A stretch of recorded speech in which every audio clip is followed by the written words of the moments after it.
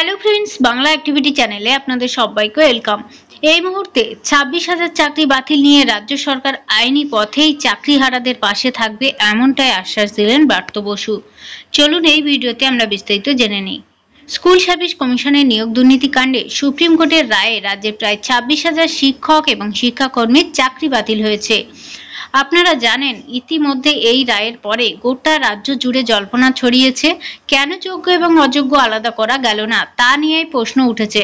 সোমবার রাজ্যের মুখ্যমন্ত্রী মমতা বন্দ্যোপাধ্যায় নেতাজি ইন্ডোর স্টেডিয়ামে চাকরি হারানোদের সঙ্গে বৈঠকে বসেন এবং তাদের আশ্বাস দেন, জানান যে যোগ্যদের চাকরি যাবে না। যোগ্যদের রক্ষা করতেই রাজ্য সরকার সুপ্রিম কোর্টে যাবে, রায়ের ব্যাখ্যা চাওয়া হবে। মুখ্যমন্ত্রীর বক্তব্য নিয়ে অনেকেই কিন্তু সমালোচনা করছেন এই মুহূর্তে। এবার মুখ খুললেন শিক্ষামন্ত্রী ব্রাত্য বসু।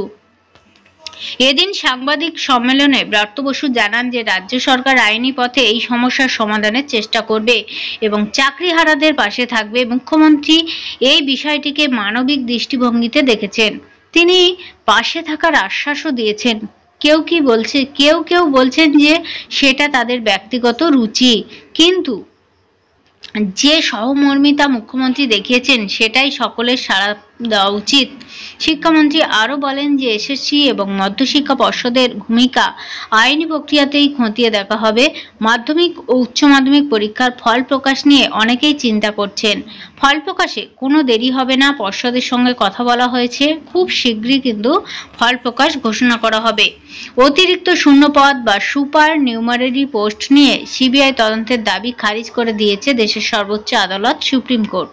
এই প্রসঙ্গে শিক্ষামন্ত্রী ব্রাত্য বসুর প্রতিক্রিয়া, এটা প্রমাণিত হলো যে সত্যমের জয়তে। অভিজিৎ গঙ্গোপাধ্যায়কে নিয়ে ব্রাত্যের তির্যক মন্তব্য।